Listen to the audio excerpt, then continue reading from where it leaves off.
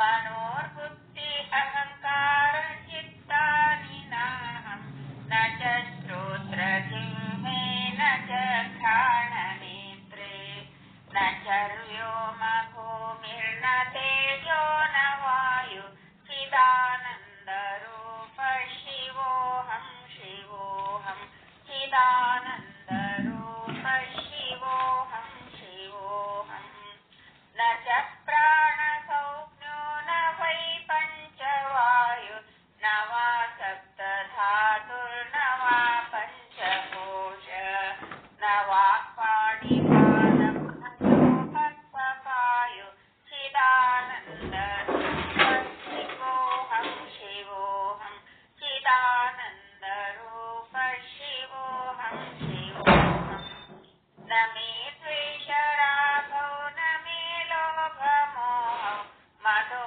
नैव मे नैव मात्सर्यभाव न धर्मो न चार्थो न कामो न मोक्ष चिदानन्दरूप शिवोऽहं शिवोऽहं चिदानन्दरूप शिवोऽहं शिवोऽहं न पुण्यं न पापं न सौख्यं न दुःखं न मन्त्रो न तीर्थं न वेदा न यज्ञ अहं भोजनं नैव भोज्यं न भोक्ता चिदानन्दरूप शिवोऽहं शिवोऽहं चिदानन्दरूप शिवोऽहं शिवोऽहं न मृत्युर्न शङ्का न मे जातिभेद पिता नैव मे नैव माता च जन्म न बन्धुर्न मित्रुर्न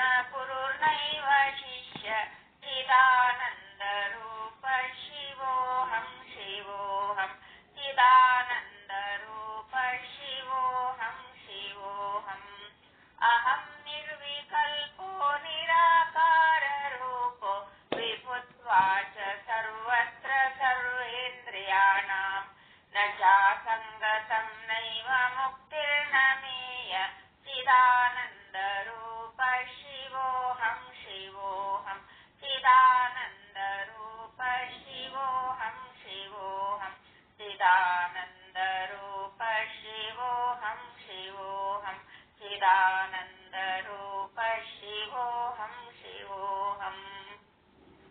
ಎಲ್ಲರಿಗೂ ಶರಣ ಶರಣಾರ್ಥಿ.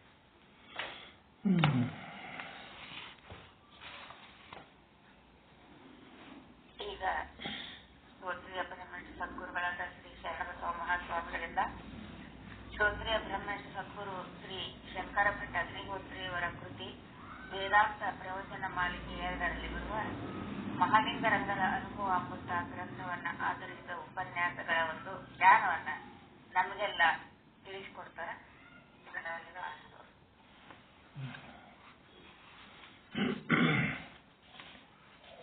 ಓಂ ಸದ್ಗುರು ಶ್ರೀ ಶುದ್ಧ ಬ್ರಹ್ಮಣೇ ನಮಃ.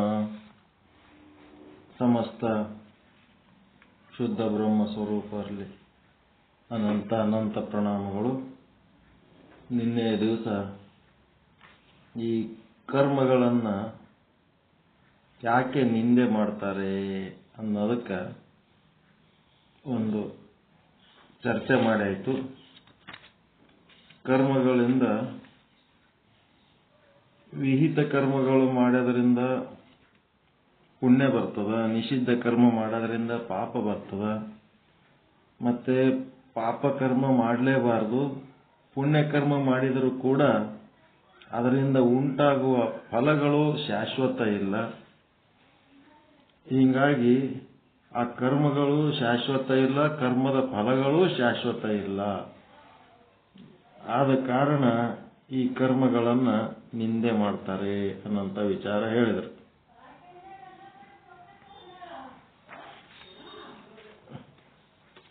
ನಮಗೆ ಸತ್ಯ ವಸ್ತು ಬೇಕು, ನಿತ್ಯ ವಸ್ತು ಬೇಕು. ನಮಗೆ ನಿತ್ಯ ಇಲ್ಲದ ಸತ್ಯ ಬೇಕಾಗಿಲ್ಲ, ಅನಿತ್ಯ ಸತ್ಯ ಬೇಕಾಗಿಲ್ಲ. ನಿತ್ಯ ಸತ್ಯದ ಸಂಶೋಧನೆ ಒಳಗದೀವಿ ನಾವು. ಅದಕ್ಕೆ ಇದರಿಂದ ಏನಾಗ್ತದ, ನಮಗೆ ನಿತ್ಯ ಸತ್ಯ ಸಿಗಂಗಿಲ್ಲ. ಹೀಗಾಗಿ ಕರ್ಮದ ಬಗ್ಗೆ ಸಕಾಮ ಕರ್ಮ ಅಥವಾ ಕಾಮ್ಯ ಕರ್ಮ ಯಾವುದವ ಅವುಗಳನ್ನ ನಿಷೇಧ ಮಾಡೋದಕ್ಕೆ ಎದಕ್ಕೆ ಅಂತ ಅಂದ್ರೆ ಅವುಗಳಿಂದ ಪುಣ್ಯದ ಫಲ ಬರ್ತದೆ. ಆ ಫಲನು ಶಾಶ್ವತವಾಗಿರಂಗಿಲ್ಲ.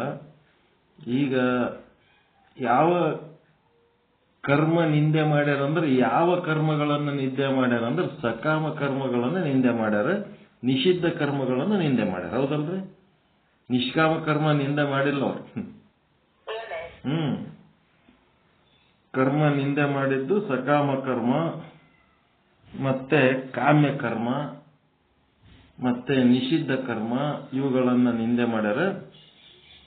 ಹೀಗಾಗಿ ಅವುಗಳ ಫಲಭೋಗಗಳು, ನಿಷಿದ್ಧ ಕರ್ಮದ ಫಲಭೋಗಗಳು ದುಃಖ ಕೊಡ್ತವ ಅನ್ನೋದಕ್ಕ ಮನುಷ್ಯ ತನ್ನಿಂದ ತಾನೇ ಆ ಕರ್ಮಗಳನ್ನ ಮಾಡಬಾರ್ದು ಅಂತ ದೂರ ಇರ್ತಾನ, ಅರಿವಿದ್ದವನು. ಮತ್ತ ಇನ್ನೂ ಅರಿವು ಪೂರ್ತಿ ಇರ್ಲಾರ್ದವ್ರು ಏನ್ ಮಾಡ್ತಾರ, ಪುಣ್ಯ ಕರ್ಮಗಳು, ಪುಣ್ಯ ಮಾಡ್ಬೇಕಂತೇಳಿ ಪುಣ್ಯ ಮಾಡ್ಲಿಕ್ಕೆ ಹೋಗ್ತಾರ. ಪುಣ್ಯದಲ್ಲಿಂತ ಏನಾಗ್ತದಂದ್ರ ಗೋದಾನ ಬೋದಾನ ಏನೆಲ್ಲ ಪುಣ್ಯ ಕಾರ್ಯಗಳು ಮಾಡ್ತಾರಲ್ಲ, ಪೂಜಾ ಪಾಠ ಅವೆಲ್ಲ, ಅದರದನ್ನು ಫಲ ಏನದ ಶಾಶ್ವತವಾಗಿ ಇಲ್ಲ. ಯಾವ ಕಾರಣಕ್ಕೂ ಈ ಮೂರು ರೀತಿ ಸಕಾಮ ಕರ್ಮ ಅಥವಾ ಕಾಮ್ಯ ಕರ್ಮಗಳಿಂದ ಮತ್ತೆ ನಿಷಿದ್ಧ ಕರ್ಮಗಳಿಂದ ಏನಾಗಲ್ಲ, ಮೋಕ್ಷ ಆಗಂಗಿಲ್ಲ. ಜನನ ಮರಣಗಳ ಭವಚಕ್ರದಿಂದ ಮುಕ್ತಿ ಸಿಗಂಗಿಲ್ಲ. ಯಾವ ಶಾಸ್ತ್ರನೂ ಈ ಕರ್ಮಗಳಿಂದ ಅದು ಸಿಗ್ತದಂತ ಯಾವ ಶಾಸ್ತ್ರನೂ ಹೇಳಿಲ್ಲ, ಯಾವ ಪಂಡಿತರು ಹೇಳಿಲ್ಲ, ಯಾವ ವೇದಗಳು ಆ ಮಾತುಗಳು ಹೇಳಿಲ್ಲ. ಅದರ ಸಲುವಾಗಿ ಈ ಸಕಾಮ ಕರ್ಮ ಅಥವಾ ಕಾಮ್ಯ ಕರ್ಮ, ನಿಷಿದ್ಧ ಕರ್ಮಗಳನ್ನ ನಿಂದೆ ಮಾಡ್ಯಾರ ಅಂತ ಹೇಳಿದ್ಮೇಲೆ ಕರ್ಮ ಮಾಡ್ಲಾರ್ದೆ ಇರ್ಲಿಕ್ಕಾಗಂಗಿಲ್ಲ. ಮನುಷ್ಯ ಭೂಮಿ ಮೇಲೆ ಹುಟ್ಟಿದ ಮೇಲೆ ಏನಾದ್ರೂ ಒಂದು ಕಾಯ ವಾಚ ಮನಸ್ಸ ಭೌತಿಕವಾಗಿ ಇಂದ್ರಿಯಗಳಿಂದ ಏನಾದ್ರೂ ಕರ್ಮ ಮಾಡ್ತಿರ್ತಾನ. ಸುಮ್ ಕೂಡ ತಿಳಕ್ಕೆ ಒಂದ್ ಕಡೆ ಕುಂದರ್ಸಿದ್ರ ಏನೂ ಮಾಡಿಲ್ಲ ಅಂದ್ರೂ ಜೊತೆಗೆ ಯಾರ್ಯಾರೇ ಒಬ್ಬರು ಸಿಕ್ರಂತಂದ್ರ ಬಾಯಿ ಚಾಲು ಆಗಿಬಿಡ್ತಾವ. ಬಾಯಿ ಕರ್ಮ, ಮೈ ಕೈ ಕರ್ಮ ಒಂದ್ ರೀತಿ ಇದ್ರೆ ಇನ್ನೊಂದು ಬಾಯಿ ಕರ್ಮ. ಬಾಯಿಲಿಂತ ಮಾತಾಡ್ಲಕ್ ಚಾಲು ಮಾಡಿದ್ರಂದ್ರ ಯಾವದಾಡ್ಬೇಕು ಯಾವದಾಡಬಾರ್ದು ಅವರವರ ವಿವೇಕದ ಮಟ್ಟಕ್ಕ ಏನೇನೋ ಮಾತಾಡ್ತಿರ್ತಾರ. ಅವೆಲ್ಲಾನು ಕರ್ಮಗಳೇ ಆಗ್ತಾವ. ಮತ್ತೆ ಗಪ್ ಕುಂದ್ರಿ ಏನ್ ಮಾತಾಡ್ತೀರಿ ಅಂತಂದ್ರ ಬಾಯಿ ಗಪ್ ಇದ್ರು ಮನಸ್ಸಿನಾಗ ಮಾತ್ರ ಗಪ್ ಇರ್ಲಕ್ ಸಾಧ್ಯ ಇಲ್ಲ. ಮನಸ್ಸಿನಾಗನು ಮಾತು ಚಾಲು ಆಗಿಬಿಡ್ತಾವ. ಅದಕ್ಕೆ ಮೌನವಾಗಿರ್ರಿ ಅಂತಂದ್ರೆ ಬಾಯಿ ಮೌನವಾಗಿದ್ರ ಅಷ್ಟೇ ಅಲ್ಲ, ಮನಸ್ಸನ್ನು ಮೌನ ಆಗ್ಬೇಕು. ಮುನಿಗಳು ಅಂತ ಯಾರಿಗಂತಾರಂದ್ರ ಬಾಯಿ ಮತ್ತು ಮನಸ್ಸು ಎಲ್ಲ ಮೌನವಾದವ್ರಿಗೆ ಮುನಿಗಳು ಅಂತಾರ. ಬಾಯಿ ಗಪ್ ಇದ್ದಕ್ಕೆ ಮನಸ್ಸಿನಾಗ 108 ಶಾಪ ಹಾಕ್ಲಿಕ್ಕತ್ತಾರ ಮುನಿ ಅಂತಾರೆ ನಾವು. ಹಂಗೆ ಅದಕ್ಕೆ ಕರ್ಮ ಮಾಡ್ಲಾರ್ದೆ ಇರ್ಲಕ್ಕಾಗಂಗಿಲ್ಲ. ಈ ಕರ್ಮಗಳು ನಿಷಿದ್ಧ ಈ ಕರ್ಮಗಳು ನಿಂದೆ ಮಾಡ್ತಾರ ಅಂತಂದ್ಮೇಲೆ ಏನ್ ಮಾಡ್ಬೇಕು, ಹೆಂಗ್ ಮಾಡ್ಬೇಕಪ್ಪ ಅಂತಂದ್ರ ನಿಷ್ಕಾಮ ಕರ್ಮ ಅಂತ ಮಾಡ್ಬೇಕು. ನಿಷ್ಕಾಮ ಕರ್ಮದೊಳಗ ಒಂದು ಸೂತ್ರ ಏನ್ ಹೇಳ್ತಾರ ಅವರು, ಯದ್ಯತ್ ಕರ್ಮ ಕರೋಮಿ ತತ್ ತದಖಿಲಂ ಶಂಭೋ ತವಾರಾಧನಂ. ಈ ಸೂತ್ರ ಬರ್ಕೋಬೇಕು. ಯದ್ಯ ತ ಬರ್ದು ತೆಳಗ ಕದೊತ್ತ ಯದ್ಯತ್ ಕರ್ಮ ಬರೆದ್ರೆ ಯದ್ಯತ್ ಕರ್ಮ ಕರೋಮಿ ಅಂದ್ರೆ ಏನೇನು ಕರ್ಮ ಮಾಡ್ತೀವಿ. ಯದ್ಯತ್ ಕರ್ಮ ಕರೋಮಿ ಮುಂದ ಕಾಮ ಹಾಕೊಂಡು ತತ್ ತದಖಿಲಂ ತ ಬರ್ದು ಇನ್ನ ಒಂದು ತ ಬರ್ದು ತದ್ ಒತ್ತ ಕೊಡ್ಬೇಕು, ಅದಕ್ಕೆ ಒತ್ತಕ್ಷರ. ತತ್ ತದಖಿಲಂ ಯದ್ಯತ್ ಕರ್ಮ ಕರೋಮಿ ತತ್ ತದಖಿಲಂ. ಶಂಭೋ ಶಂಭೋ ಅಂದ್ರೆ ಪರಮಾತ್ಮ, ಬ್ರಹ್ಮ, ಪರಶಿವ, ಶಿವ, ಪರಬ್ರಹ್ಮ, ಚೇತನ, ಸಚ್ಚಿದಾನಂದ. ತದ್ದದಖಿಲಂ ಶಂಭೋ ತವಾರಾಧನಂ ತವಾರಾಧನಂ.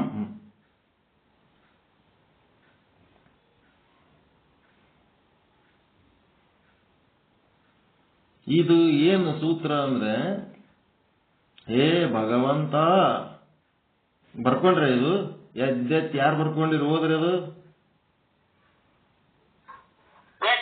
ಕರ್ಮ ಕರೋಮಿ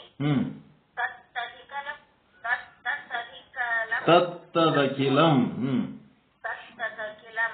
ಶಂಭೋ ತವಾರಾಧನಂ. Very good very good. ಹಿಂಗ್ ಬರ್ಕೊಂಡ್ರೆ ಇದರ ಅರ್ಥ ಏನು? ಹೇ ಭಗವಂತ, ನಾನು ಏನೇನು ಮಾಡುತ್ತೇನೆಯೋ ಅಂದ್ರೆ ಮೈ ಕೈಗಳಿಂದ ಮಾಡುವ ಚಟುವಟಿಕೆಗಳು ಮತ್ತು ಬಾಯಿಲಿಂದ ಆಡುವ ಮಾತುಗಳು ಮತ್ತು ಮನಸ್ಸಿನಿಂದ ಮಾಡುವ ಆಲೋಚನೆಗಳು, ಕಾಯದಿಂದ, ವಾಣಿಯಿಂದ ಮತ್ತು ಮನಸ್ಸಿನಿಂದ ಮಾಡುವ ಆ ಎಲ್ಲಾ ಕರ್ಮಗಳು. ವೇದಾಂತದೊಳಗೆ ಕರ್ಮ ಅಂತಾರ, ಆಗಮಿಕರು ಕ್ರಿಯೆ ಅಂತಾರ. ಆ ಎಲ್ಲಾ ಕರ್ಮಗಳು ಯದ್ಯತ್ ಕರ್ಮ ಕರೋಮಿ. ಯದ್ಯತ್ ಕರ್ಮ ಕರೋಮಿ ಅಂತಂದ್ರೇನು? ಕಾಯ ವಾಚ ಮನಸ, ನಾನು ಏನೇನು ಕರ್ಮಗಳು ಮಾಡ್ತೀನಿ ಅದರ ಅರ್ಥ ಇದು. ಯದ್ಯತ್ ಕರ್ಮ ಕರೋಮಿ.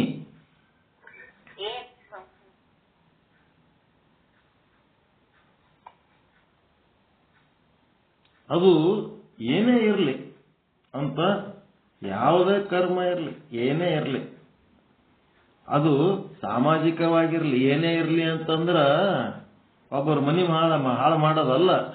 ಅದು ಸಾಮಾಜಿಕವಾಗಿರಲಿ, ಲೌಕಿಕವಾಗಿರಲಿ, ಧಾರ್ಮಿಕವಾಗಿರಲಿ, ಮತ್ತೆ ನಿಮ್ಮದು ವೈಯಕ್ತಿಕವಾಗಿರಲಿ, ಮತ್ತೆ ವೈಯಕ್ತಿಕ ಆದ್ಮೇಲೆ ಕೌಟುಂಬಿಕವಾಗಿರಲಿ, ನಿಮ್ಮ ಪರಿವಾರದ ಬಂಧು ಮಿತ್ರರ ಕೆಲಸಗಳಾಗಿರಲಿ, ಕರ್ಮಗಳಾಗಿರಲಿ, ಸಮಾಜದ್ದಾಗಿರಲಿ, ರಾಷ್ಟ್ರದ್ದಾಗಿರಲಿ, ವಿಶ್ವದ್ದಾಗಿರಲಿ, ಏನೇ ಆಗಿರಲಿ ಅಂದ್ರೆ ಈ ಅರ್ಥ. ಹಾಳು ಮಾಡೋದಲ್ಲ. ಎಷ್ಟು ರೀತಿಯದ ನಿಮ್ಮದು ವೈಯಕ್ತಿಕವಾದ ವಿಚಾರಗಳನ್ನು ನೀವು ಆಲೋಚನೆ ಮಾಡಬೇಕಿಲ್ಲ, ಪರ್ಸನಲ್, ಅದನ್ನು ನಿಮ್ಮ ಜಿಮ್ಮೆದಾರಿ. ಮತ್ತೆ ಕೌಟುಂಬಿಕ, ನಿಮ್ಮ ಫ್ಯಾಮಿಲಿ ಮ್ಯಾಟರ್ಸ್ ಇರ್ಬೋದು, ಮತ್ತೆ ಬಂಧು ಮಿತ್ರರದಿರ್ಬೋದು, ಸಮಾಜದ್ದಿರ್ಬೋದು, ರಾಜ್ಯದ್ದಿರ್ಬೋದು, ರಾಷ್ಟ್ರದ್ದಿರ್ಬೋದು, ಇಡೀ ವಿಶ್ವದ್ದಿರ್ಬೋದು, ಧಾರ್ಮಿಕ ಇರ್ಬೋದು, ಆಧ್ಯಾತ್ಮಿಕ ಇರ್ಬೋದು, ನೈತಿಕ ಇರ್ಬೋದು, ಏನೆಲ್ಲ ಇರ್ಬೋದು. ಅವೆಲ್ಲ ಏನೇ ಇರಲಿ, ಅದು ಸಾಮಾಜಿಕ ಇರಲಿ, ಲೌಕಿಕ ಇರಲಿ, ಧಾರ್ಮಿಕ ಇರಲಿ, ಏನೋ ಒಂದು ಮಾಡ್ತಾ ಇರ್ತೀವಿ. ಅವು ಎಲ್ಲವೂ ನಾವೇನ್ ಮಾಡ್ತೀವಿ, ಅವೆಲ್ಲವೂ ಏನು? ಶಂಭೋ ತವಾರಾಧನಂ. ಶಂಭೋ ತವಾರಾಧನಂ ಅಂದ್ರೆ ಪರಮಾತ್ಮನೇ ನಿನ್ನ ಪೂಜೆಯೇ ಆಗಿದೆ ಅಂತ ನೋಡ್ರಿ. ಅದೆಲ್ಲ ಪರಮಾತ್ಮನ ಪೂಜೆನೇ ಆಗ್ಯದ ಅಂತ. ಚಂದದನ್ರಿ ಸೂತ್ರ. ಯದ್ಯತ್ ಕರ್ಮ ಕರೋಮಿ ತತ್ತದಖಿಲಂ ಶಂಭೋ ತವಾರಾಧನಂ ಅಂದ್ರ ಕಾಯ ವಾಚ ಮನಸ ನಾ ಏನೇನು ಮಾಡ್ಲಕತ್ತೀನಿ ಅವೆಲ್ಲ ಪರಮಾತ್ಮ ನಿನ್ನ ಪೂಜೆಯೇ ಆಗಿದೆ ಅಂತಂದ್ರ, ಪೂಜೆ ಅಂತಂದ್ರೇನು? ಪವಿತ್ರವಾಗಿರ್ತದಲ್ರಿ. ಅಪವಿತ್ರವಾಗಿರೋದು, ಕೆಟ್ಟದ್ದು ಅಂತ ಅಲ್ಲವೇ ಅಲ್ಲಲ್ಲ. ಎಲ್ಲ ಒಳ್ಳೇದೇ ಹೌದಿಲ್ಲ? ಒಳ್ಳೆ ಮಾತು, ಒಳ್ಳೆ ಕೆಲಸ, ಒಳ್ಳೆ ಆಲೋಚನೆ, ಇದೇ ಧರ್ಮ. ಕೆಟ್ಟ ಮಾತು, ಕೆಟ್ಟ ಕೆಲಸ, ಕೆಟ್ಟ ಆಲೋಚನೆ ಅದು ಅಧರ್ಮ. ಹೀಗಾಗಿ ಏನೇ ಇರಲಿ ಎಲ್ಲ ನಿನ್ನ ಆರಾಧನೆನೇ ಆಗ್ಯದ ನೋಡಪ್ಪ ಅಂತ. ಅದೆಲ್ಲವೂ ನಿನ್ನ ಪೂಜೆ ಆಗಿದೆ, ಮತ್ತೇನು ಅಲ್ಲ. ಈ ರೀತಿ ನಮ್ಮ ಜೀವನ ಮಾಡಬೇಕು. ಎಲ್ಲ ಕರ್ಮಗಳು ಅವನಿಗೆ ಅವನ ಕೆಲಸನೇ ಅಂತ ಮಾಡಬೇಕು. ಮತ್ತೆ ಏನಾಗಬೇಕು? ಒಂದನೇ ಸ್ಟೆಪ್ ಇದು. ನೆಕ್ಸ್ಟ್ ನೀವು ಕರ್ಮ ಮಾಡ್ತೀರಲ್ಲ, ಕರ್ಮದ ಫಲ ಸಿಗ್ತದಿಲ್ಲ? ಆ ಫಲ ಏನ್ ಮಾಡಬೇಕು? ಆ ಫಲ ನನಗೆ ಬೇಕಾಗಿಲ್ಲ, ಐ ಡೋಂಟ್ ವಾಂಟ್. ಅದರದ್ದು ಯಾವ ಫಲನೂ ನನಗೆ ಬೇಕಾಗಿಲ್ಲ.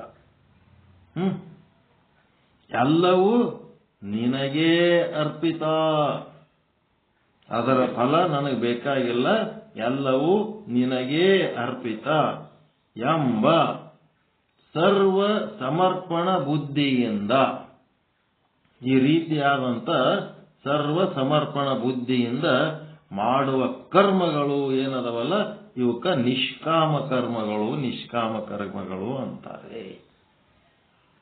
ಚಲೋದನ್ರಿ ಡೆಫಿನೇಷನ್, ವ್ಯಾಖ್ಯಾನ. ನಿಷ್ಕಾಮ ಕರ್ಮ ಅಂದ್ರೆ ಏನಂತ? ನಿಷ್ಕಾಮ ಕರ್ಮ ಅಂದ್ರೆ ಏನು ಅಂತ ಪಕ್ಕ ತಿಳಿತಾ?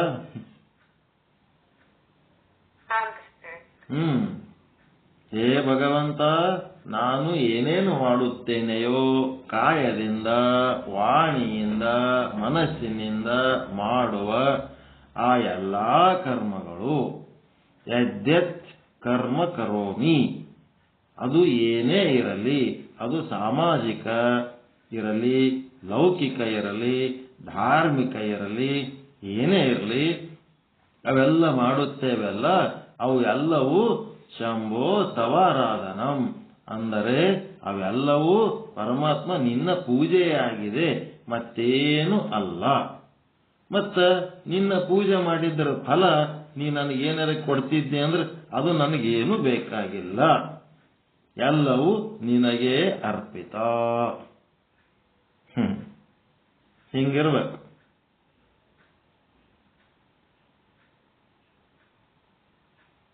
ಹೆಂಗದ್ರಿ? ಅರ್ಥಪೂರ್ಣ ಅದ ನಿಷ್ಕಾಮ ಕರ್ಮ.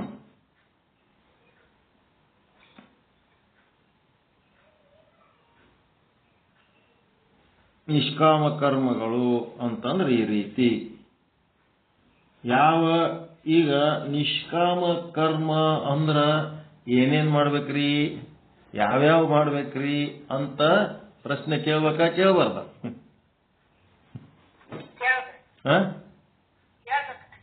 ಕೇಳ್ಬೇಕಲ್ಲ, ಕೇಳಬಾರ್ದು. ಈಗ ಮುಗೀತೆಲ್ಲ, ಅರ್ಥ ಆಯ್ತಂತ. ಈಗ ಸಕಾಮ ಕರ್ಮ ನಿಷ್ಕಾಮ ಕರ್ಮ ಅಂದ ಕೂಡ್ಲೇನೆ ಸಕಾಮ ಕರ್ಮ, ಕಾಮ್ಯ ಕರ್ಮ, ನಿಷಿದ್ಧ ಕರ್ಮ ಬಿಡ್ರಿ ಅಂತಂದ್ರೆ ಆಯ್ತಪ್ಪ ಬಿಟ್ಟೆವು. ಮತ್ತ ನಿಷ್ಕಾಮ ಕರ್ಮ ಅಂದ್ರೆ ಏನೇನ್ ಮಾಡ್ಬೇಕು, ಯಾವ್ಯಾವ ಮಾಡ್ಬೇಕು ಅಂತ ಹೇಳಕ್ಕೆ ಅದಕ್ಕೆ ಮತ್ತೆ ಮತ್ತೆ ಒತ್ತಿ ಪ್ರಶ್ನೆ ಕೇಳಬಾರ್ದು ಅಂತ ಇಲ್ಲಿ ಪಂಡಿತರು ಹೇಳಕತ್ತಾರ. ಎಷ್ಟ್ ಚಂದದವು. ನಿಷ್ಕಾಮ ಕರ್ಮ ಅಂದ್ರೆ ಯಾವ್ಯಾವು ಹೇಳ್ರಿ, ಅವುಗಳನ್ನ ಇನ್ನು ಮುಂದೆ ಮಾಡುತ್ತೇನೆ ಅಂತೇಳಿ ಮುಂದೆ ಬಂದು ಕುಂತು ಕೇಳುವಂತ ಆಗಬಾರದು. ಒಂದೇ ಸಲ ಎಲ್ಲ ಒಟ್ಟು ಒಂದ್ಸಾರಿ ಹೇಳ್ಬಿಟ್ಟಿನಿ, ಮತ್ ಕೇಳಬೇಡ ಅಂತ.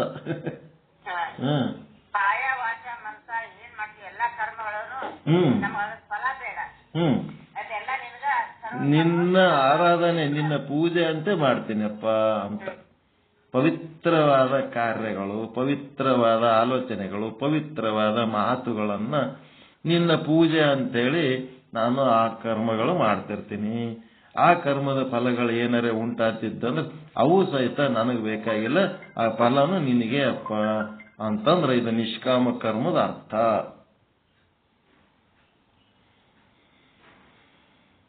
ಚಂದದಲ್ರಿ?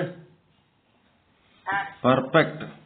ಅದಕ್ಕೆ ನಾನು ಯಾವ ಯಾವ ಕರ್ಮಗಳನ್ನು ಮಾಡುತ್ತೇವೆಯೋ ಅದರ ಈಗೇನು ನಿಷ್ಕಾಮ ಕರ್ಮಗಳೆಂಬವು ಯಾವ್ಯಾವು ಹೇಳಿರಿ, ಅವುಗಳನ್ನ ಇನ್ನು ಮೇಲೆ ನಾನು ಮಾಡುತ್ತೇನೆ ಅಂತ ಕೇಳಬಾರದು. ನಾವು ಯಾವ ಯಾವ ಕರ್ಮಗಳನ್ನು ಮಾಡುತ್ತೇವೆಯೋ ಅದರ ಫಲವನ್ನ ಏನ್ ಮಾಡಬೇಕು? ತ್ಯಾಗ ಮಾಡುವುದು. ಅದರ ಫಲ ತ್ಯಾಗ ಮಾಡುವುದು ಅಷ್ಟೇ, ಮತ್ತೇನು ಅಲ್ಲ. ಆ ಕರ್ಮ ಮಾಡಬೇಕು, ಅದರ ಫಲ ತ್ಯಾಗ ಮಾಡಬೇಕು. ಆ ಫಲ ತ್ಯಾಗ ಮಾಡಿ ನನಗೇನು ಫಲ ಬೇಡ ಅಂತ ಮಾಡವ ಎಂದೂ ಕೆಟ್ಟ ಕೆಲಸ ಮಾಡಂಗಿಲ್ಲ, ಒಳ್ಳೆ ಕೆಲಸ ಮಾಡ್ತಾನ, ಅದರ ಫಲ ಬಯಸಂಗಿಲ್ಲ. ಈ ರೀತಿ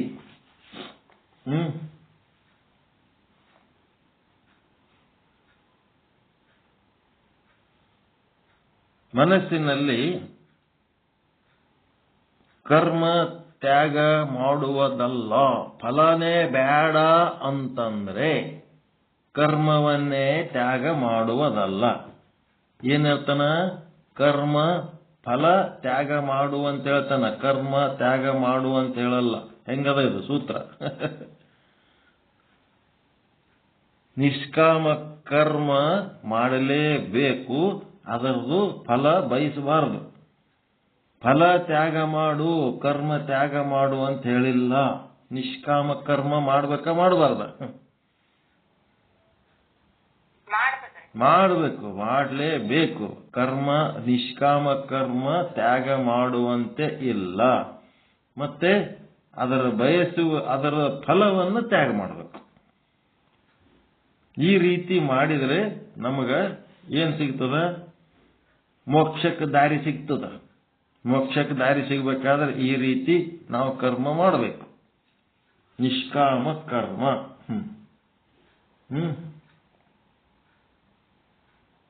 ಅದಕ್ಕೆ ಮನಸ್ಸಿನಲ್ಲಿ ಏನೋ ಒಂದು ಇಟ್ಟುಕೊಂಡಿರುತ್ತೇವೆ. ಮನಸ್ಸಿನಾಗ ಒಂದೇನೋ ಇಟ್ಟುಕೊಂಡಿರುತ್ತೇವೆ ನೋಡ್ರಿ. ಒಂದು ದೇವರ ಗುಡಿಗೆ ಹೋಗಿ ಹಾಗೆಯೇ ಸುಮ್ಮನೆ ಕೈ ಮುಗಿಯುತ್ತಾನೇನೋ ಏನೋ ಅಪೇಕ್ಷೆ ಮಾಡಿ ಪರಮಾತ್ಮ ನಾಳೆ ಅನ್ನುವುದರೊಳಗಾಗಿ ಆ ಕೆಲಸ ಮಾಡಿಸಿಕೊಂಡು ಅಂದೇ ಬಿಡುತ್ತಾನೆ. ನಾಳೆಗನ್ನದ್ರಾಗೆ ಇಂಥ ಕೆಲಸ ಆಗಬೇಕು ಅಂತೆ ಹೋಗಿ ಕೈ ಮುಗಿತಾನ. ಅದಕ್ಕಾಗಿಯೇ ಅವನು ದೇವರ ಗುಡಿಗೆ ಹೋಗಿರುತ್ತಾನೆ. ಸುಮ್ಮನೆ ದೇವರ ಗುಡಿಗೆ ಹೋಗಿ ಯಾರು ಹೋಗಂಗಿಲ್ಲ. ಹೋಲಕತ್ತಾನಂದ್ರೆ ಅವ ಮನಸ್ಸಿನಾಗ ಒಂದೇನೋ ಇಚ್ಛೆ ಇಟ್ಕೊಂಡೇ ಹೋಗಿರ್ತಾನ. ಈ ರೀತಿಯ ಬುದ್ಧಿ ಏನಾಗಬೇಕು? ಹೋಗ್ಬೇಕು. ದೇವ್ರ ಗುಡಿಗೆ ಹೋಗ್ಬೇಕಂದ್ರ ಯಾಕೆ ಹೋಗ್ಬೇಕು ಅಂದ್ರೆ ದೇವರಿಗಾಗಿ ದೇವರ ಗುಡಿಗೆ ಹೋಗ್ಬೇಕೆ ಹೊರತು ತನ್ನ ಫಲ ಅಪೇಕ್ಷೆಗಾಗಿ ತನ್ನ ಇಚ್ಛೆ ಈಡೇರಿಸಿಕೊಳ್ಳಕ್ಕಾಗಿ ದೇವರ ಗುಡಿಗೆ ಹೋಗ್ಬಾರ್ದು. ಕರೆಕ್ಟಾ? ಅದಕ್ಕವ ಗುಡಿಗೆ ಯಾಕೆ ಹೋಗ್ಯಾನ ಅಂತಂದ್ರೆ ಅವನು ಏನೋ ಅಪೇಕ್ಷೆ ಅದ ಈಡೇರಿಸ್ಕೊಳಕ್ ಹೋಗ್ಯಾನ ಅಂತಂದ್ರೆ ಈ ಬುದ್ಧಿ ಹೋಗ್ಬೇಕು, ಈ ಬುದ್ಧಿ ಇರಬಾರ್ದು ಅಂತ ಹೇಳ್ತಾರೆ. ಮೋಕ್ಷರಿಗೆ ಯಾರಿಗೆ? ಮುಮುಕ್ಷುಗಳಿಗೆ. ಲೌಕಿಕರು ಏನ್ಯಾಕೆ ಮಾಡಲ್ರಕ್ಕ? ಅವರಿಗೆಲ್ಲ ಇದು ಮುಮುಕ್ಷ. ಯಾರು ಮೋಕ್ಷ ಸಾಧನೆ ಮಾಡ್ತಾರಲ್ಲ ಅವರಿಗೆ ಇಂಥ ಬುದ್ಧಿ ಇರಬಾರದು, ಈ ಬುದ್ಧಿ ಹೋಗಬೇಕು. ಅದರಿಂದ ಏನಾಗ್ತದ? ಈ ಬುದ್ಧಿ ಇತ್ತು ಅಂದ್ರೆ, ಈ ರೀತಿ ಬುದ್ಧಿ ಫಲ ಅಪೇಕ್ಷೆ ಇತ್ತು ಅಂದ್ರೆ ಅದು ಮಲಿನ ಚಿತ್ತದ ಲಕ್ಷಣ. ಈ ರೀತಿಯಾದ ಬುದ್ಧಿ ಇತ್ತಂದ್ರೆ ಮಲಿನ ಚಿತ್ತದ ಲಕ್ಷಣ. ಈ ರೀತಿ ಫಲಾಪೇಕ್ಷೆ ತ್ಯಾಗ ಮಾಡೋದು ಅಂತಂದ್ರೆ ಎಂತ ಚಿತ್ತದ ಲಕ್ಷಣ? ಅದು ನಿರ್ಮಲ ಚಿತ್ತದ ಲಕ್ಷಣ. ಫಲಾಪೇಕ್ಷೆನೇ ಮಲಿನ ಚಿತ್ತದ ಲಕ್ಷಣ.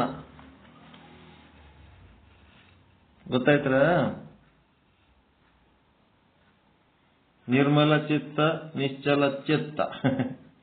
ಮಲಿನ ಚಿತ್ತ ಅಂದ್ರೆ ಫಲಾಪೇಕ್ಷೆ ಮಾಡದೆ ಮಲಿನ ಚಿತ್ತದ ಲಕ್ಷಣ.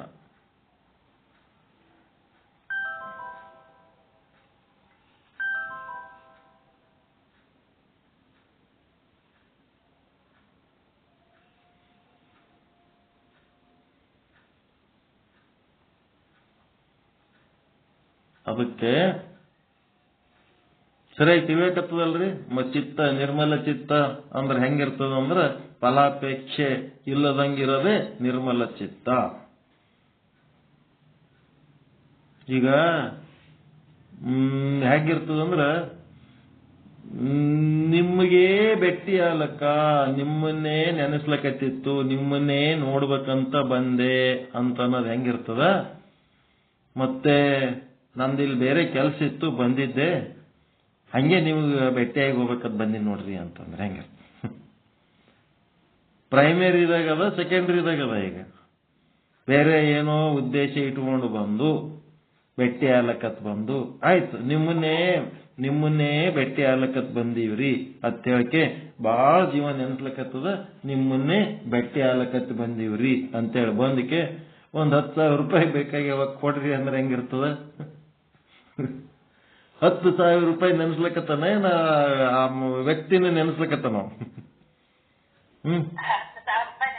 10,000 ರೂಪಾಯಿ ಸಲಹೆ ಬಂದ ನಾವು ವ್ಯಕ್ತಿ ಸಲಹೆ ಬಂದಿಲ್ಲ ನಾವು. ಸೆಕೆಂಡರಿದಾಗ ಆಗಿಬಿಡ್ತದೆ, ಪ್ರೈಮರಿ ಅಲ್ಲ.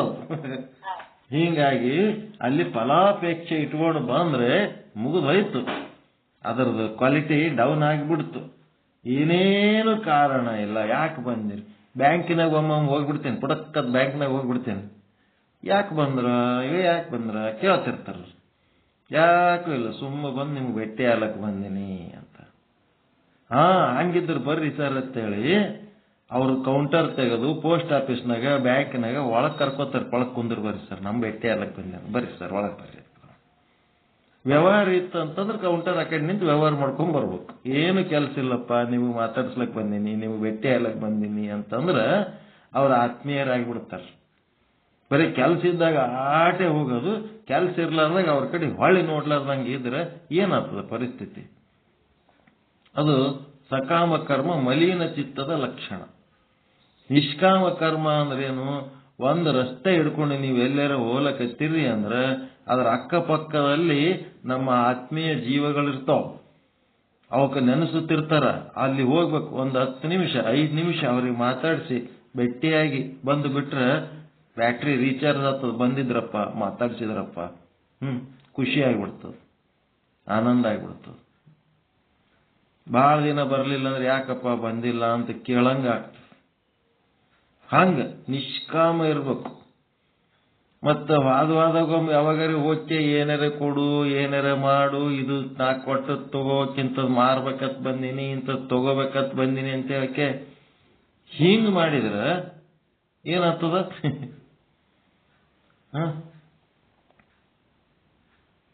ಇಲ್ಲೊಂದಿಷ್ಟು ಮಂದಿ ಏನಾರ ಹೆಣ್ಣು ಮಕ್ಕಳದ ಬಡ್ಡಿ ವ್ಯವಹಾರ ಮಾಡೋ ಹೆಣ್ಮಕ್ಳು ಅದಾರ. ಗಂಡು ಮಕ್ಕಳು ಅಂಗಡಿ ಕೂತ್ ವ್ಯಾಪಾರ ಮಾಡ್ತಾರ, ಮನೆಗೆ ಹೆಣ್ಮಕ್ಳು ಬಡ್ಡಿ ವ್ಯವಹಾರ ಮಾಡ್ತಿರ್ತಾರ. ಅವ್ರ ಬಡ್ಡಿ ರೊಕ್ಕ ಕೊಡ್ಬೇಕಾದ್ರೆ ಸುಮ್ಮಂಗೆ ಕೊಡಲ್ಲ, ಒಂದ್ ಏನಾರ ವಸ್ತು ಇಟ್ಕೊಂಡೆ ಕೊಟ್ಟಿರ್ತಾರ ಅವ್ರು. ಆ ವಸ್ತು ವಾಪಸ್ ತಗೊಳಕ್ ಆಗಂಗಿಲ್ಲ, ನೀ ಏನಾರ ಮಾಡ್ಕೊಂಡ್ಬಿಡು ಅಂತ ಹೇಳಿಕೆ ಅವ್ರು ಹೇಳಿದ್ರ ಅಂತಂದ್ರ ಆ ಹೆಣ್ಮಕ್ಳು ಏನಾದ್ ಮಾಡ್ತಾರ, ಮನಿ ಅಡ್ಡಾಡ್ತಾರ ಅವ್ ತಗೊಂಡು. ಇವ್ ಕಿವಿಯನ್ನು ಬೆಂಡಲ್ಲಿ ಅವತ್ತು ತೋತಿರೇನು, ಕಾಲುಂದ್ರ ತೋತಿರೇನು ತೇಳಕೆ ಮನಿ ಅಡ್ಡಾಡಿ ಯಾರಿಗಾರ ಬೇಕಿದ್ರೆ ಮಾರ್ಕೊಂಡು ಹೋಗ್ಬಿಡ್ತಾರ ತಮ್ಮ ಪರಿಚಯದವ್ರ ಮನಿಗಳಿಗೆ. ಅವ್ರು ಬರ್ಲಕತ್ತಾರ ಅಂತಂದ್ರ ಅದು ಸಕಾಮನ ನಿಷ್ಕಾಮನ? ಒಂದು ವ್ಯವಹಾರ ಇಟ್ಕೊಂಡು ಬಂದ್ರ ಸಕಾಮ, ವ್ಯವಹಾರ ಇಲ್ಲ ಅಂತಂದ್ರ ನಿಷ್ಕಾಮ. ಏನೇನು ಇಲ್ಲ, ಸುಮ್ಮನೆ ಬಂದೆ ಭೇಟಿ ಆಗ್ಲಕ್ಕಂದ್ರೆ ಎಷ್ಟು ಸಂತೋಷ ಆಗ್ತದೆ.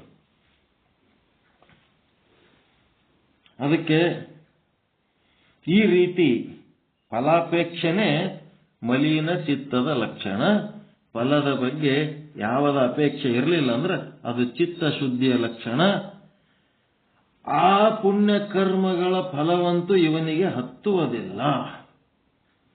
ಆ ಪುಣ್ಯದ ಫಲ ಹತ್ತುವುದಿಲ್ಲ, ಆ ಪಾಪ ಕರ್ಮಗಳ ಫಲವೂ ಅವನಿಗೆ ಅಂಟುವುದಿಲ್ಲ. ಆ ಪುಣ್ಯ ಇವನೊಳಗೆ ಜಮಾ ಆಗಲಿಲ್ಲ ಅಂತಂದ್ರ ಏನಾಗ್ತದ? ನಿಷ್ಕಾಮ ಕರ್ಮದ ಪುಣ್ಯ ಇವನ ಅಕೌಂಟ್ನಾಗ ಜಮಾ ಆಗಲಿಲ್ಲ ಅಂದ್ರೆ ಅದನ್ನು ಅನುಭವಿಸ್ಬೇಕಂತೇಳಿ ಇವನ್ ಮತ್ತೆ ಪುನರ್ಜನ್ಮಕ್ಕೆ ಬರೋದೇ ಬೇಕಾಗಿಲ್ಲ. ಹೌದಲ್ರಿ? ಇವನು ಸಕಾಮ ಮಾಡಿದ್ನು ಅಂತಂದ್ರ ಅದರದ ಪುಣ್ಯದ ಫಲ ಇವನ್ ಪಾಸ್ಬುಕ್ನಾಗ ಜಮಾ ಆಗ್ತದ.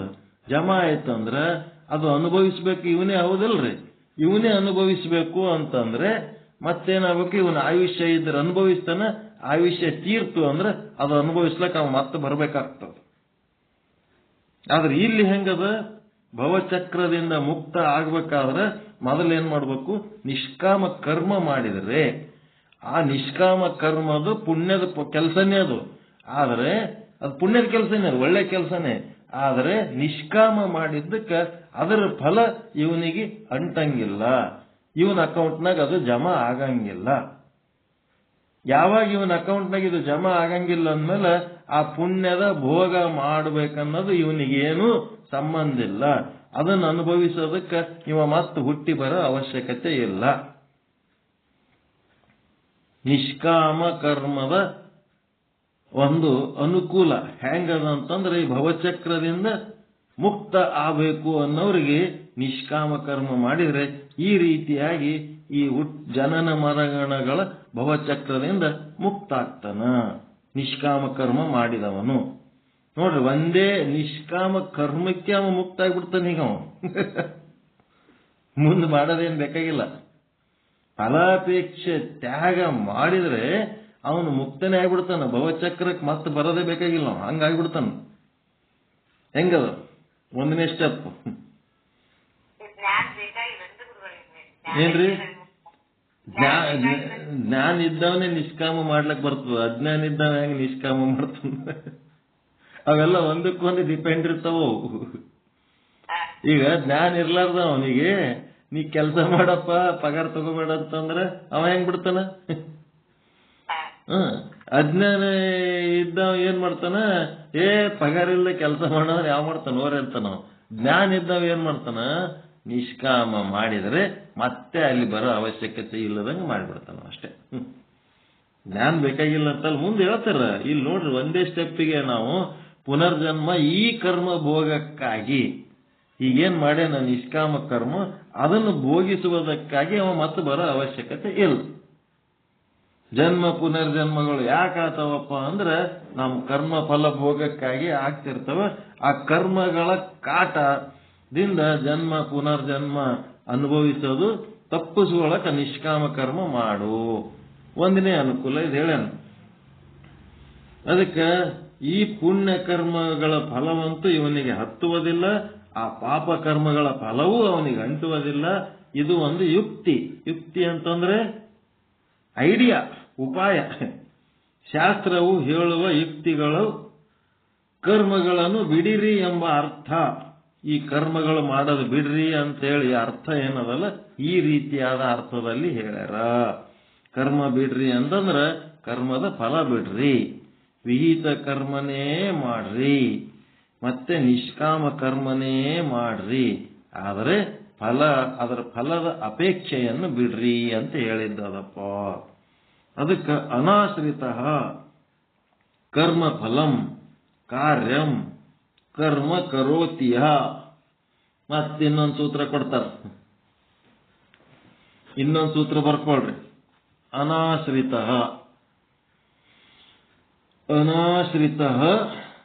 ಕರ್ಮ ಫಲಂ ಅನಾಶ್ರಿತ ಕರ್ಮ ಫಲಂ ಕಾರ್ಯಂ ಅನಾಶ್ರಿತ ಕರ್ಮ ಫಲಂ ಕಾರ್ಯಂ ಕರ್ಮ ಕರೋತಿಯ. ಕರೋತಿಯ ಬರೆದು ಅಮ್ಮ ಹಾ ಬರಿತಿರಲ್ಲ ಹಂಗ. ಕರ್ಮ ಕರೋತಿಯ ಅನಾಶ್ರಿತ ಕರ್ಮ ಫಲಂ ಕಾರ್ಯಂ ಕರ್ಮ ಕರೋತಿಯ.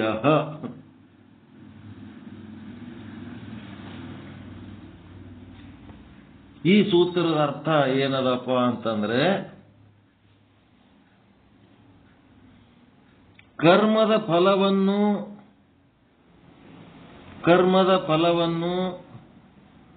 ಆಶ್ರಯ ಮಾಡಲೇ ಅಂದರೆ ಬೇಡದಲೇ, ಸಂಕಲ್ಪಿಸದಲೇ, ಅಪೇಕ್ಷೆ ಮಾಡದಲೇ ಯಾವಾತನು ಕರ್ಮಗಳು ಮಾಡ್ತಾ ಇದ್ದಾನೋ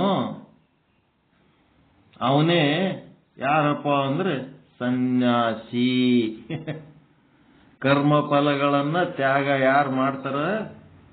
ಕರ್ಮದ ಫಲವನ್ನು ಆಶ್ರಯ ಮಾಡದೆ, ಅಂದರೆ ಆಶ್ರಯ ಮಾಡಲೇ ಅಲ್ಲದು ದೇವಕ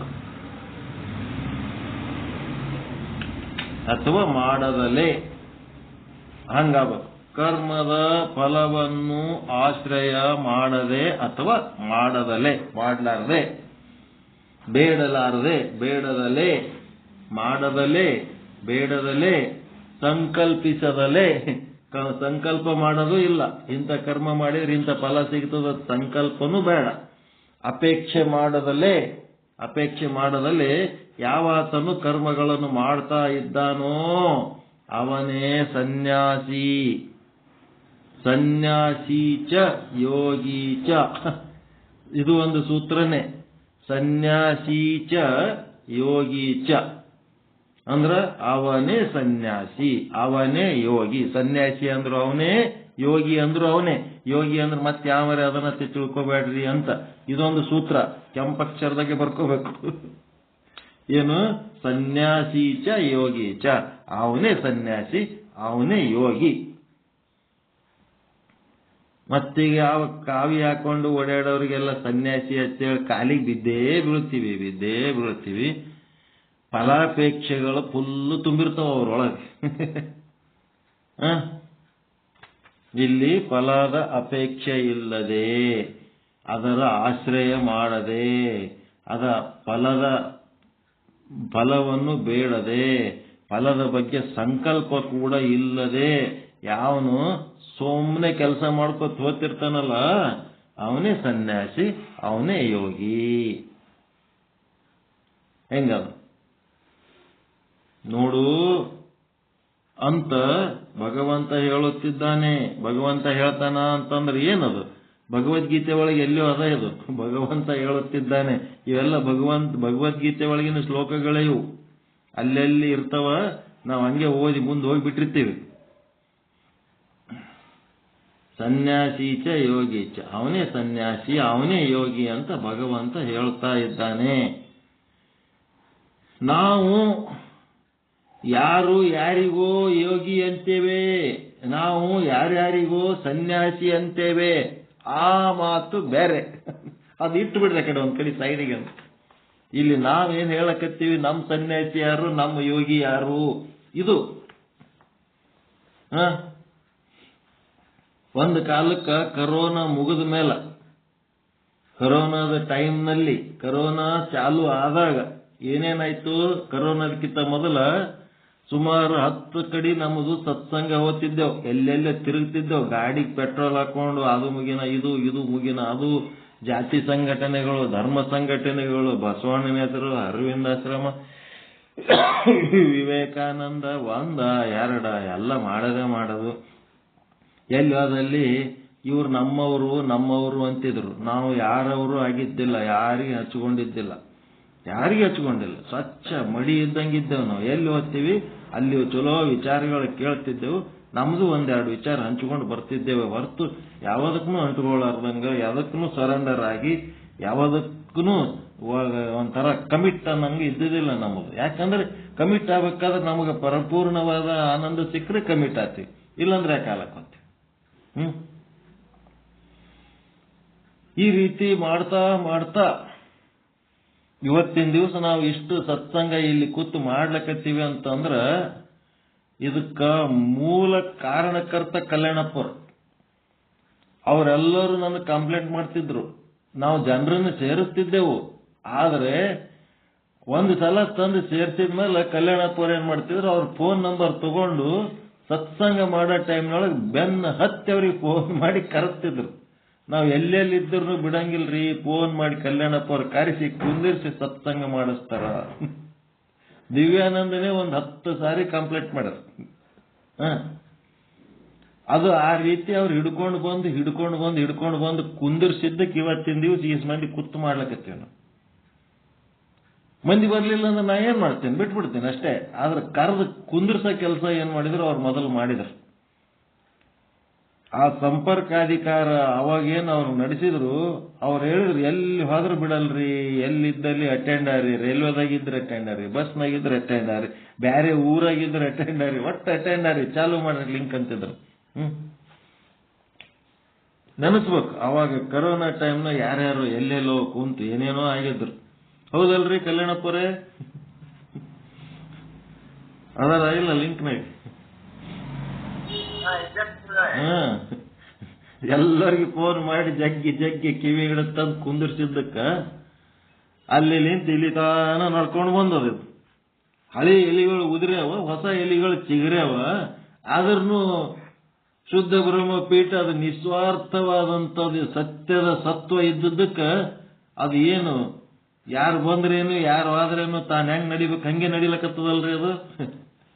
ಯಾರು ಅನಿವಾರ್ಯ ಇಲ್ಲ, ಈಗ ತಂದೆ ತಾನೇ ನಡೆಯಂಗ ಸಾಮರ್ಥ್ಯ ಬಂದ್ಬಿಟ್ಟದ ಅದಕ್ಕೆ.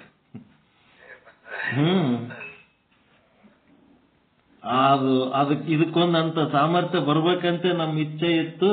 ಅದಕ್ಕೆ ಇಚ್ಛೆಗೆ ತಕ್ಕಂತೆ ಅದು ಸಮರ್ಥ ಆಗಿ ಅದು ತಂದು ತಾನೇ ಎದ್ದು ನಡೆಯಂಗ ಆಗಿಬಿಟ್ಟದ. ಅದು ಬಹಳ ಸಂತೋಷ ಆಗ್ತದ ನಮಗ್. ಅದಕ್ಕೆ ಸನ್ಯಾಸಿ ಅಂತ ಯಾರಿಗೋ ಅಂತೀವಿ, ಯೋಗಿಗಳಂತ ಯಾರಿಗೋ ಅಂತೀವಿ. ಇಲ್ಲಿ ಟರ್ನ್ ಹೆಂಗ್ ತಗೋತಾರ ನೋಡ್ರಿ, ಅದು ವಾಕ್ಯಗಳು ನೋಡ್ರಿ. ಆ ಮಾತು ಬೇರೆ ಅಂದ್ರ ಅದ್ ತಗೊಂಡು ಇಲ್ಲಿ ತಲೆ ಕೆಡಿಸ್ಕೊಳಕ್ ಹೋಗ್ಬೇಡ್ರಿ, ಯಾರಿಗೆ ಟೀಕೆ ಮಾಡ್ಲಕ್ ಹೋಗ್ಬೇಡ್ರಿ. ಎಷ್ಟು ಚಂದದ ವಾಕ್ಯ ಇದೆ ನೋಡ್ರಿ. ನಾವು ಯಾರ್ಯಾರಿಗೋ ಸನ್ಯಾಸಿ ಅಂತೀವಿ, ನಾವು ಯಾರ್ಯಾರಿಗೋ ಯೋಗಿಗಳಂತೀವಿ, ಆ ಮಾತು ಬೇರೆ ಅಂತೇಳಿ ಅದನ್ನ ಸೆಪರೇಟ್ ಮಾಡಂತ ಕೌಶಲ್ಯ ನೋಡ್ರಿ ಇವ್ರದ್ದು, ಶಂಕರ ಭಟ್ರದು. ಅದು ಮಾತು ಬೇರೆ, ಅದು ಬಿಟ್ಬಿಡ್ರಿ. ಅದು ಇಲ್ಲಿ ಏನ್ ಹೇಳಕತ್ತೀವಿ ಅದು ಕೇಳ್ರಿ. ಅದ್ರ ಬಗ್ಗೆ ತಲೆ ಕೆಡಿಸ್ಕೊಂಡು ಅವರಿಗೆ ಕೆಸರು ಎರಚ ಕೆಲಸ ಮಾಡ್ಲಕ್ ಹೋಗ್ಬೇಡ್ರಿ, ಅವ್ರಿಗೆ ಬಿಟ್ಬಿಡ್ರಿ, ಆ ವಿಷಯ ಬಿಡ್ರಿ ಅಂತ. ನಾವೇನ್ ಮಾಡ್ತೀವಿ, ಯಾರ್ಯಾರಿಗೋ ಸನ್ಯಾಸಿ ತಂದೆವು, ಯಾರಿಗೋ ಸ್ವಾಮಿ ಎತ್ತು ಬೆನ್ನ ಎತ್ತಿದೆವು, ಎಲ್ಲ ವೇಸ್ಟ್ ಮಾಡ್ಕೊಂಡ್ಬಿಟ್ಟೆವು ನೋಡತ್ತೇಳಿ ಏನಾರ ಟೀಕೆ ಮಾಡ್ತೇವೆ. ಹಂಗಿಲ್ಲ, ಇಲ್ಲೇನ್ ಮಾಡ್ತಾರ, ಕಂಟ್ರೋಲ್ ಮಾಡ್ತಾರ ಮಾಡಿ. ಆ ಮಾತು ಬೇರೆ. ಇದು ಏನದ ಹೊರಗಿನದೆಲ್ಲ, ಇವೆಲ್ಲ ಹೊರಗಿನ ಸನ್ಯಾಸಿಗಳದ. ಏನು ಒಳಗಿನದಲ್ಲ. ಸಂಕಲ್ಪಗಳು ಮಾಡುವುದನ್ನ ಬಿಡುವುದಿದೆಯಲ್ಲ, ಇದು ಸಂಕಲ್ಪ ಮಾಡೋದು, ಅದರ ಆಸೆ ಪಡೋದು, ಅದೆಲ್ಲ ಏನದಲ್ಲ, ಇದೆಲ್ಲ ಒಳಗೆ ಮಾಡ್ಕೋಬೇಕಾಗಿದ್ದು. ನನಗೆ ಇಂಥದ್ದು ಆಗಬೇಕು, ಇಂಥದ್ದು ಆಗಬಾರದು ಅಂತ ಸಂಕಲ್ಪ ಮಾಡುತ್ತಾನಲ್ಲ, ಅವು ಪ್ರತಿಬಂಧ ಆಗಿಕೊಂಡು ಕೂಡುತ್ತವೆ. ಚಿತ್ತಶುದ್ಧಿ ಆಗುವುದಿಲ್ಲ, ಫಲದೊಳಗೇನೆ ಅದು ಅಂಟಿಕೊಂಡು ಬಿಡುತ್ತದೆ. ಹೀಗೆಯೇ ಮಾಡ್ತಾ ಮಾಡ್ತಾ ಬಂದಿದ್ದೇವೆ. ಹಿಂಗಾಗಿ ಇಲ್ಲಿ ಫಲಾಪೇಕ್ಷೆ ಮಾಡೋದ್ರಿಂದ ಏನಾಗ್ತದಪ್ಪ ಅಂತಂದ್ರೆ, ಅದು ನಮ್ಮ ಒಂದು ಚಿತ್ತ ಶುದ್ಧಿ ಆಗುವುದಿಲ್ಲ, ಅಶುದ್ಧ ಚಿತ್ತಿ ಶುದ್ಧಿ ಆಗ್ತದ. ಅದು ಏನಾಗ್ತದ, ಅದರದ ಫಲ ಬಂದು ನಮಗೆ ಅಂಟುಕೊಂಡ್ಬಿಡ್ತದ. ಅದು ನಮ್ಮ ಭೋಗದ ಪಟ್ಟಿಯೊಳಗೆ ಸೇರ್ಬಿಡ್ತದ. ಫಲ ಅಂಟುಕೊಂಡ್ಬಿಡ್ತದ, ನಮ್ಮ ಚಿತ್ತ ಶುದ್ಧಿ ಆಗಂಗಿಲ್ಲ. ಅದೇನಾಗ್ತದ, ಪ್ರತಿಬಂಧಕ, ಮೋಕ್ಷ ಸಾಧನೆಗೆ ಅಡ್ಡಿ ಆಗ್ತದ ಅಂತ ಹೇಳ್ತಾರೆ. ಫಲಾಪೇಕ್ಷೆಯ ಒಂದು ಅನಾನುಕೂಲತೆ, ಅದರಿಂದ ಆಗುವ ಕಷ್ಟ, ಅದರಿಂದ ಆಗುವ ನಷ್ಟ ಎಷ್ಟು ಚಂದ ಹೇಳ್ಯಾರ ನೋಡ್ರಿ. ಪುನರ್ಜನ್ಮಕ್ಕೆ ಕಾರಣ ಆಗ್ತದ. ಫಲಾಪೇಕ್ಷೆನೇ ನಮ್ಮ ಪುನರ್ಜನ್ಮಕ್ಕೆ ಕಾರಣ ಆಗ್ತದ. ಫಲಾಪೇಕ್ಷೆ ಇರ್ಲಾರ್ದೆ ನೀವು ಕರ್ಮ ಮಾಡಬೇಕು. ಯಾಕೆ ಮಾಡ್ಬೇಕಂದ್ರೆ, ಈ ಇರ್ಲಕ್ ಆಗಂಗಿಲ್ಲ. ಏನಾರ ಒಂದು ಮಾಡೇ ಮಾಡ್ತಿರ್ತೀವಲ್ಲ, ಏನಾರ ಒಂದು ಮಾಡ್ತಿರ್ರಿ, ಮಾಡ್ರಿ, ಬ್ಯಾಡ ಅನ್ನಂಗಿಲ್ಲ. ಫಲಾಪೇಕ್ಷೆ ಇಲ್ಲದೆ ಮಾಡ್ರಿ. ಫಲಾಪೇಕ್ಷೆ ಇಲ್ಲದೆ ಮಾಡ್ರಿ.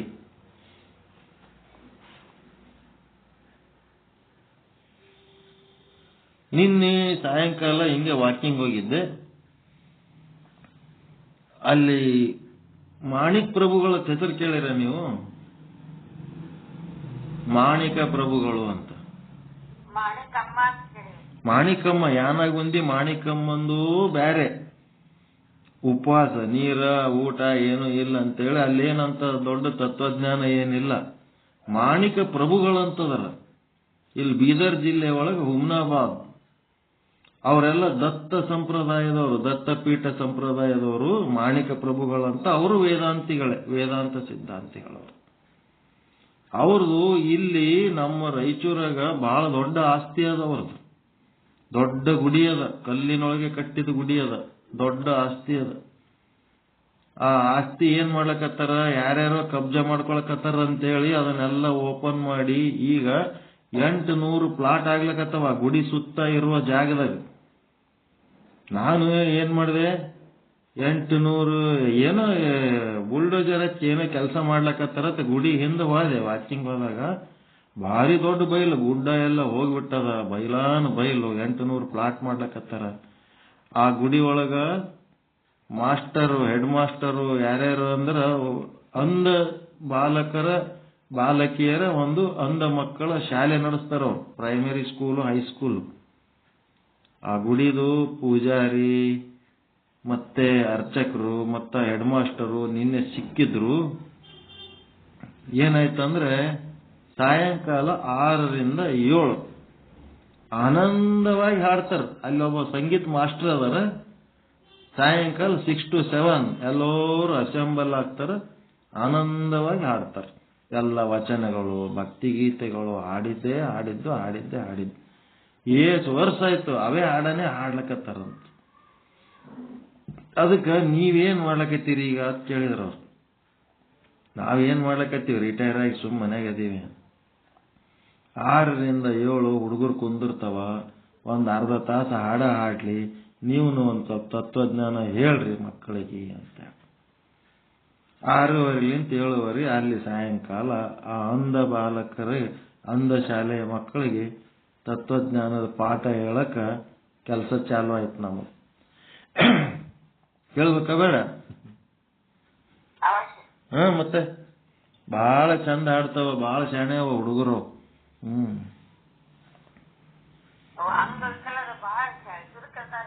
ಅಂಗವಿಕಲರ, ಕಣ್ಣಿರ್ಲಾರ್ದವ್ರು ಹುಷಾರಿರ್ತಾರ. ಅದು ಒಂದ್ ಇಂದ್ರಿಯ ಇರಂಗಿಲ್ಲ, ಉಳಿದ ಇಂದ್ರಿಯ ಇನ್ನ ಪವರ್ಫುಲ್ ಇರ್ತಾವ. ಅವ್ರದ್ದು ತಿಳ್ಕೊಳ್ಳೋದು, ಕಲಿಯೋದು ಬಹಳ ಇರ್ತಾವ. ಅವ್ರ ಬಳಿ ಕೆಪಾಸಿಟಿ ಭಾರಿ ಇರ್ತದ. ಅವ್ರ ಹೆಡ್ ಮಾಸ್ಟರ್ ಕಣ್ಣೆ ಕಾಣಲ್ಲ, ನಾವು ಮೊಬೈಲ್ ಮಾಡಿದ್ರ ನಿಮ್ಲಿಂದ ಕಾಲ್ ಬರ್ಬೇಕಾದ್ರ ಯಾವಾಗಾರ ಬರ್ತದ ಬರ್ತದ. ಅವ್ರು 1 ಸೆಕೆಂಡ್ನಾಗೆ ಎತ್ತಾರ ನಮ್ಮ ಫೋನ್. ಅದ್ ಹೆಂಗದ, ಅವ್ರ ಕೈಯಾಗ ಒಂದು ವಾಚಿಗತ್ಲೆ ಕಟ್ಕೊಂಡಾರ, ಕಾಲ್ ಬರ್ಲಕತ್ತದ ಅಂದ ಕೂಡ್ಲೇನೆ ಅದ್ರಾಗ ಒಂದು ಬಟನ್ ಇರ್ತದ, ಒತ್ತಿ ಮಾತಾಡ್ಲಕತ್ ಬಿಡ್ತಾರ. ಇದು ನೋಡಿ ಹೆಂಗದ.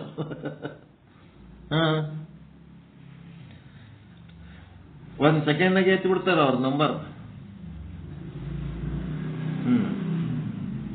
ಮುಂದೇನಾಯ್ತಪ್ಪ ಅಂತಂದ್ರೆ, ಅವ್ರೇನು 6ರಿಂದ 7 ಒಂದೊಂದ್ ಸಾರಿ ನಾ ಬರ್ಲಿಲ್ಲ ಅಂದ್ರೆ ಹೆಂಗ್ ಮಾಡ್ತೀರಿ ಅಂತ ಕೇಳಿದೆ. ನಮ್ಮ ಹಾಡುಗಳು ನಾವು ಹಾಡ್ತಿರ್ತೀವಿ, ನೀವು ಯಾವಾಗ ಬರ್ತೀರಿ ಯಾವಾಗ ನಿಮ್ ತತ್ವ ಕೇಳ್ತೀವಿ, ನೀವು ಬರ್ಲಿಲ್ಲ ಅಂದ್ರೆ ನಮ್ಮ ನಾವು ಹಾಡ್ತೀವಿ. ಅದ್ರ ಏನ್ ವ್ಯತ್ಯಾಸನೇ ಆಗಂಗಿಲ್ಲ. ನೀವು ಬಂದ್ರು ಸಂತೋಷ, ಬರ್ಲಿಲ್ಲ ಅಂದ್ರೂ ಸಂತೋಷ. ಒಟ್ಟು ಇಲ್ಲಿಗೆ ಬರ್ಬೇಕು, 4 ಒಳ್ಳೆ ಮಾತು ಹೇಳ್ಬೇಕು ಅನ್ನೋದು ನಿಮ್ ಲೆಕ್ಕದಾಗ ಇಟ್ಕೋರಿ ಅಂತಂದ್ರು. ಆಯ್ತ್ರಿ ಹೇಳ. ನಾಳೆ ಅಮಾವಾಸ್ಯೆ ಮರ್ದಿನ ಬರ್ರಿ ಅಂದ್ರ ಅವ್ರ ಏನೋ ಪದ್ಧತಿ ಇರ್ತಾವ, ಅಮಾವಾಸ್ಯೆ ಮುಗಿಲಿ ಬುಧವಾರ ಹಂಗ ಸ್ಟಾರ್ಟ್ ಮಾಡಮ್ಮಂದ್ರು. ಆಯ್ತ್ರಿ ಹೇಳೋಣ ಅಂತಂದೆ ಬಂದೆವು.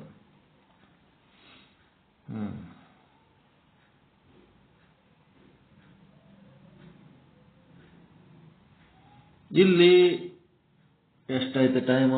4. ಇನ್ನೊಂದು 5 ನಿಮಿಷ ಹೇಳ್ಬಿಡ.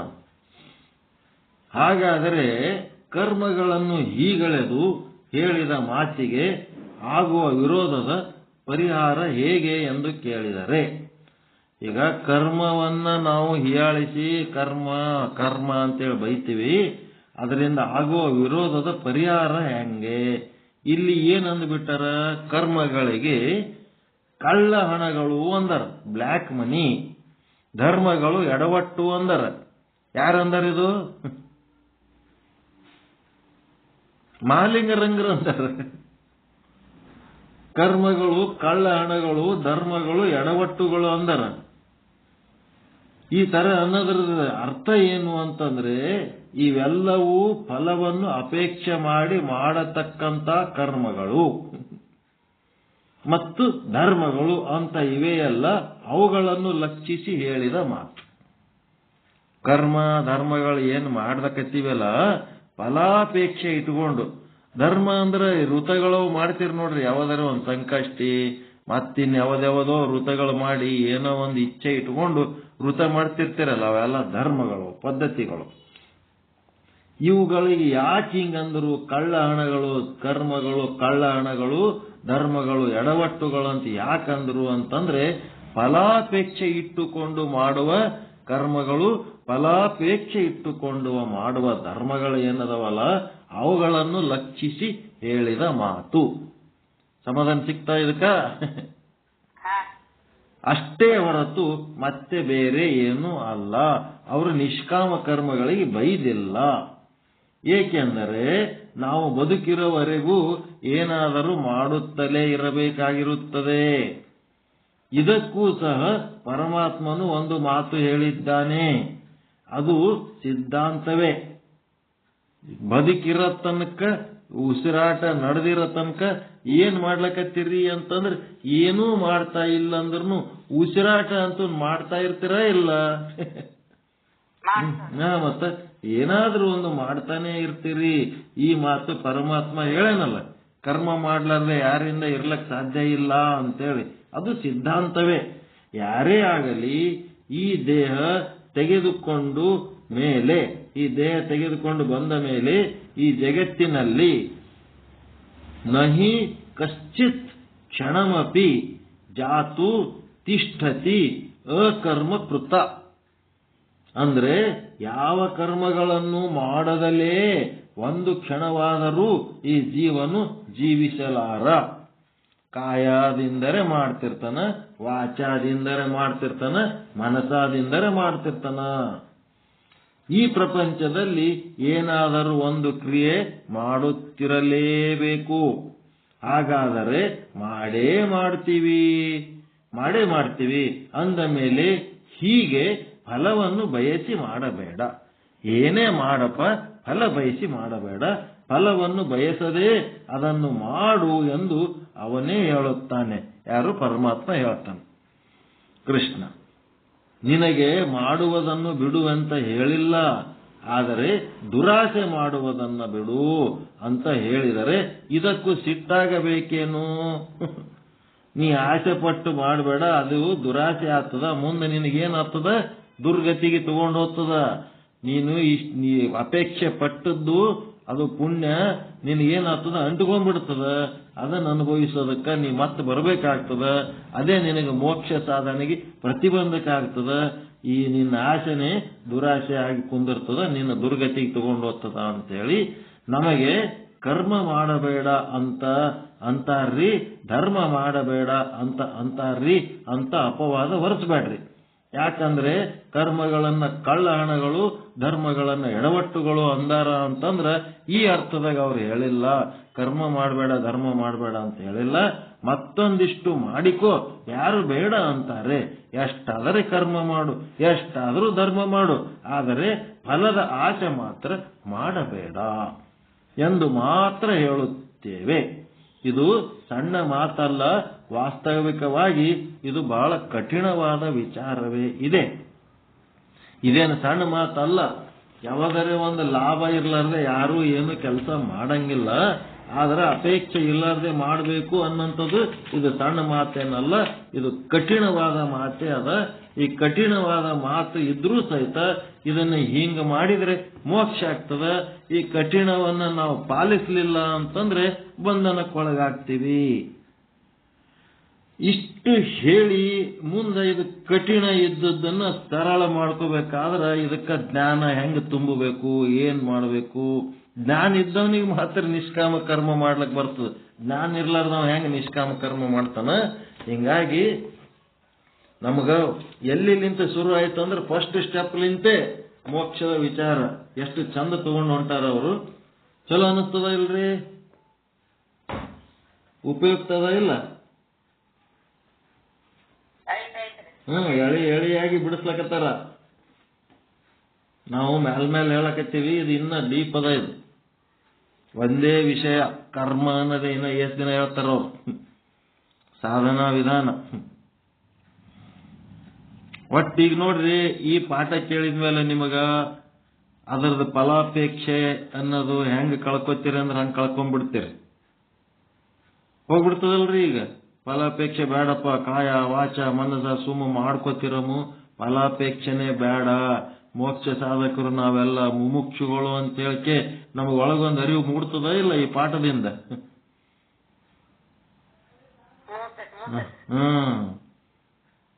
ಅದಕ್ಕೆ ಆ ರೀತಿ ಅರಿವು ಮೂಡಿಸ್ಕೊಂಡ್ರೆ ಹೇಳಿದ ಪಾಠ ಸಾರ್ಥಕ ಆಗ್ತದ.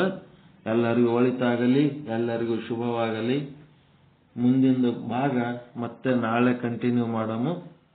ಓಂ ಶಾಂತಿ ಶಾಂತಿ ಶಾಂತಿ. ಎಲ್ಲರಿಗೂ ಶರಣು ಶರಣಾರ್ಥಿ. ಮತ್ತೆ ರಾತ್ರಿ ಎಲ್ಲರೂ ರಾತ್ರಿ ಪಾಠಕ್ಕೆ ಸೇರೋಣ. ಶರಣು ಶರಣಾರ್ಥಿಗಳು. ಏನಾರೆ ನಿಮ್ಮ ಅಭಿಪ್ರಾಯ ಹೇಳಂಗಿದ್ರೆ ಹೇಳ್ಬೋದು ಈ ಪಾಠದ ಬಗ್ಗೆ. ಒಂದೆರಡು ಮಾತು ನೀವು ಅಭಿಪ್ರಾಯ ಹೇಳಕ್ಕ ಮಾಡ್ಬೇಕು, ಕೆಲಸ ಮಾಡ್ಬೇಕು. ನೀವು ಸ್ವಲ್ಪ 2 ಮಾತು ಆಡ್ಬೇಕು.